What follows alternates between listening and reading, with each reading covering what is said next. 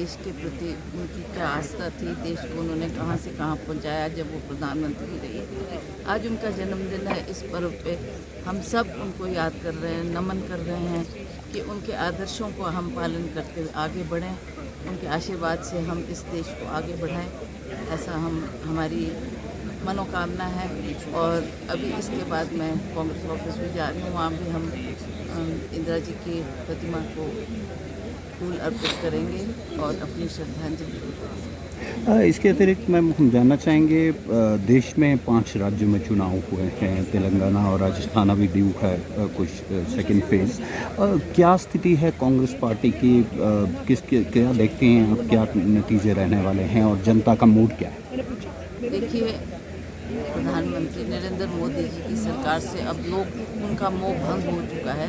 लोग चाहते हैं कि दोबारा कांग्रेस को सत्ता दें और जो ये 5 राज्यों में चुनाव होने जा रहे हैं उसमें अवश्य कांग्रेस को जीत हासिल होगी और हम अच्छी बहुमत से वहाँ पर विजय हासिल करेंगे। श्रद्धा सुमन अर्पित करते हुए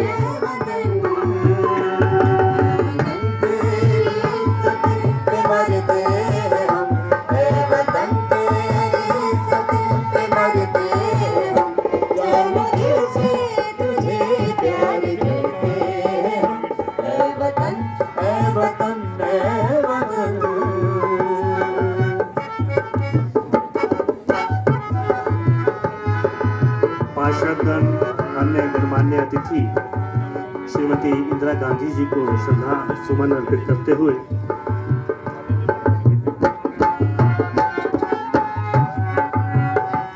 जिंदगी को गले से लगाते रहे, जिंदगी को मुस्कुराते रहे, एक तलवार की नोक पर भी हम तेरे प्यार के गीत गाते रहे, कोई बदलाए तो किससे वतन तेरी इज्जत पे मरते हैं हम, वतन तेरी इज्जत पे मरते हैं हम, जानो दिल से तुझे प्यार करते हैं हम, ऐ वतन ऐ वतन ऐ वतन।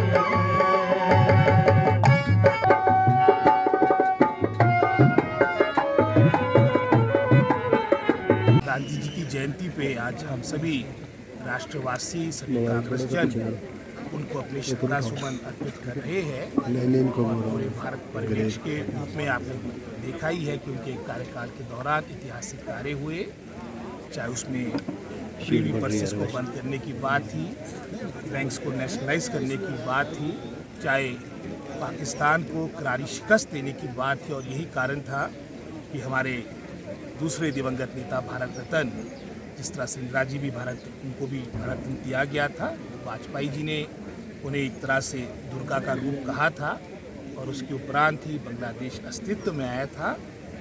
और इसी तरह से हिमाचल के परिवेश में भी जो हमें स्टेटहुड मिला, इसी ऐतिहासिक रिज मैदान पे उसकी घोषणा हुई थी 1971 में, जब डॉक्टर यशवंत सिंह परमार हिमाचल के मुख्यमंत्री थे, हिमाचल निर्माता। और आज हम सभी राष्ट्रवासी, प्रदेशवासी उन्हें अपनी श्रद्धा सुमन अर्पित कर रहे हैं। इंदिरा जी का एक बहुत बड़ा योगदान रहा है और हमेशा मैं समझता हूँ हमारा राष्ट्र उनके प्रति कृतज्ञ रहेगा। सर, आज आईसीसी वर्ल्ड कप का फाइनल मैच है, भारत खेलेगा।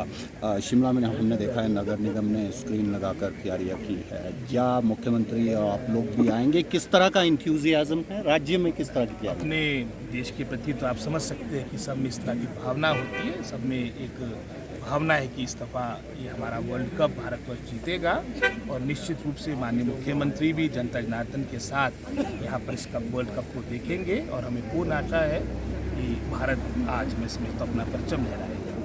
इसके अतिरिक्त सर, कल एक घटना हुई कोर्ट के ऑर्डर के बाद, हिमाचल प्रदेश सरकार ने जो ओबरायज़ वाइट फ्लावर हॉल होटल है उसका पोजेसन लिया। जो इंडस्ट्री मिनिस्टर हैं उन्होंने प्रेस में अनाउंस भी किया, लेकिन बाय द इवनिंग कोर्ट ने उसी ऑर्डर को स्टे किया है और कहा है कि पोजेसन तब तक नहीं लेंगे जब तक एग्जीक्यूशन ऑर्डर नहीं होते हैं। क्या वास्तविक स्थिति है? क्योंकि जो वकील हैं वो कह रहे हैं कि इलीगली अटेम्प्ट किया है सरकार ने टू टेक द पोजेशन? सरकार ने अपनी विल को मैं समझता हूँ इसके माध्यम से दर्शाया है। हमारी वाइल्ड लाइफ प्रॉपर्टी जो है वो हमारे देश का एक मुख्य महत्वपूर्ण एसेट है और निश्चित रूप से सभी कानूनी पहलू को देखते हुए अगला कदम लिया जाएगा। और जो सुबह भी हमारे वहाँ पर एडमिनिस्ट्रेटर को बैठाया गया था वो भी मैं समझता हूँ जो आपका हाई कोर्ट का ऑर्डर था परसों का उसके अनुरूप किया गया था। अब जो कल वाला लेटेस्ट ऑर्डर आया है इसको हमारी जो लीगल ब्रांच है उसको स्टडी कर रही है और आने वाले समय में ये जो लड़ाई है वाइल्ड फॉर से संबंधित ये प्रदेश सरकार लड़ेगी। ठीक है।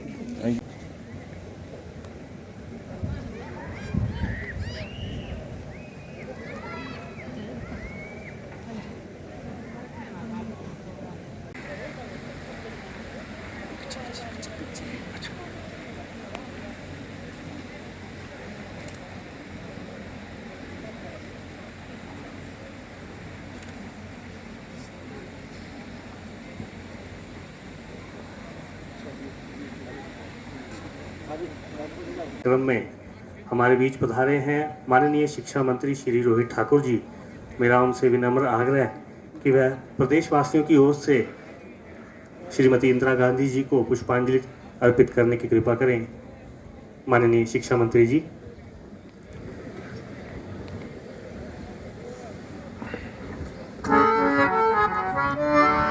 पीछे पीछे भाई।